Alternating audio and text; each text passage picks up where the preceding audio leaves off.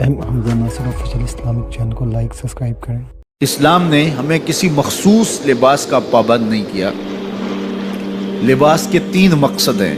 پردہ پوش ہو، دوسرا مقصد لباس کا موسمی اثرات سے اپنے آپ کو بچانا، اور وہ گرمی سردی مختلف علاقوں اور ان کے موسمی حالات کے مطابق میں مختلف علاقوں کے لوگ اپنا لباس اختیار کریں گے۔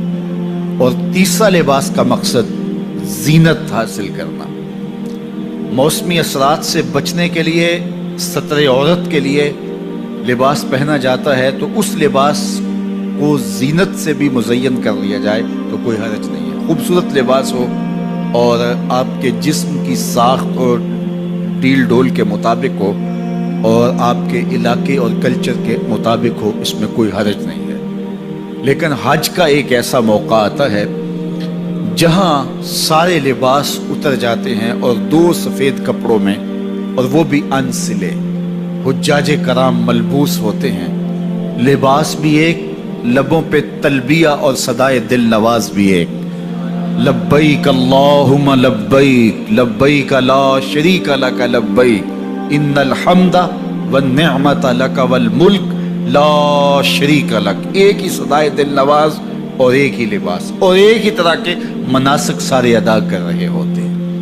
امیر ہو، غریب ہو، گورا ہو، کالا ہو، ایک ہی آواز اور ایک ہی صدائے دل نواز اور ایک ہی لباس اور ایک ہی رب کے بندے ہو کے فرزندان توحید جس انداز سے اپنے رب کے حضور حاضر ہوتے ہیں، تو یہ انسانی مساوات کا ایک بہترین عملی نمونہ ہوتا ہے۔ حج عالم اسلام کا سالانہ عالمی اجتماع ہے۔ ہمیں اللہ نے اہل اسلام کو یہ نظم دیا ہے کہ محلے کی سطح پر 5 گانا نماز کا اجتماع ہے۔ ہم محلے کی مسجد میں روزانہ 5 اوقات میں جمع ہوتے ہیں، ایک دوسرے کے دکھ سکھ معلوم ہوتے ہیں۔ کوئی نمازی مس ہو تو ہمیں تشویش ہوتی ہے کہ وہ خیر سے تو ہے، کیا مسئلہ ہے۔ تو ایک اچھی معاشرت کی تشکیل کے لیے مسجد ایک بنیادی یونٹ ہے۔ تو مسجد سے ہمارا سلسلہ شروع ہوتا ہے، یہ محلے کی سطح پہ ہے۔ علاقے کی سطح پہ جمعۃ المبارک کا اجتماع ہے۔ پورے علاقے سے لوگ ایک مرکز میں جمع ہوتے ہیں اور وہاں مسائل دینیہ سنتے ہیں، ایک دوسرے سے آگاہ ہوتے ہیں۔ مختلف علاقوں کے لوگ وہاں ایک دوسرے سے ملاقات کرتے ہیں۔ اسی طرح سالانہ اجتماع ہمارے 2 عیدین کے ہیں، جو کہ مسلمانوں کا ایک اکٹھ پورے شہر کی سطح پہ ہوتا ہے اور بہت بڑا بوہ کثیر مسرت کا اظہار بھی کرتا ہے اور ایک دوسرے سے ملتا ہے۔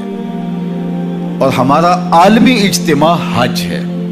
پوری دنیا کے لوگ وہاں جمع ہوتے ہیں اور آ کر کے وہاں ملتے ہیں اور ایک دوسرے سے مراسم پیدا ہوتے ہیں اور ربط پیدا ہوتا ہے۔ یہاں 5 گانا نماز میں ہم ایک دوسرے سے تعارف بھی کرتے ہیں اور اللہ کی بندگی اجتماعی طور پہ بجا لاتے ہیں۔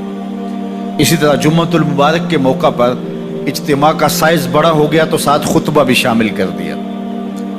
4 رکعتوں کی بجائے 2 رکعتیں کر دی گئیں۔ ظہر کی 4 رکعتیں ہوتی ہیں فرض، اب رکعتیں 2 کم کر دی گئیں، کوئی بات نہیں ہے، اس کی جگہ خطبہ شامل کر دیا گیا۔ چونکہ لوگ پورے علاقے سے جمع ہوں گے، ان کو کوئی میسج دینا ہے، لہٰذا 4 رکعتی فرض نماز کو مختصر کر کے 2 رکعت کر دیا گیا اور 2 رکعت کی جگہ پہ خطبہ جمعہ رکھ دیا گیا، تاکہ لوگوں کو آگہی ہو، لوگوں کو شعور ملے، لوگوں کو علم کا نور نصیب ہو۔ یہ اسلام کا دیا ہوا نظم ہے۔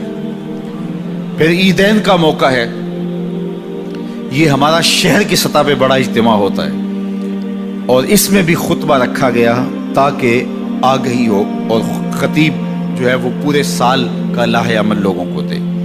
اور حج عالمی اجتماع ہے اور اس میں جو 2 رکن ہیں وہ طواف زیارہ اور وقوف عرفات ہے، اور عرفات کے اندر حج کا خطبہ ہے، اور جس میں امام حج پوری دنیا سے آئے ہوئے مسلمانوں کو ایک مربوط لاہ عمل دے گا۔ حالات کے مطابق امت مسلمہ کہاں کھڑی ہے، اس کو آگے جانے کے لیے انہوں نے کیا کرنا ہے۔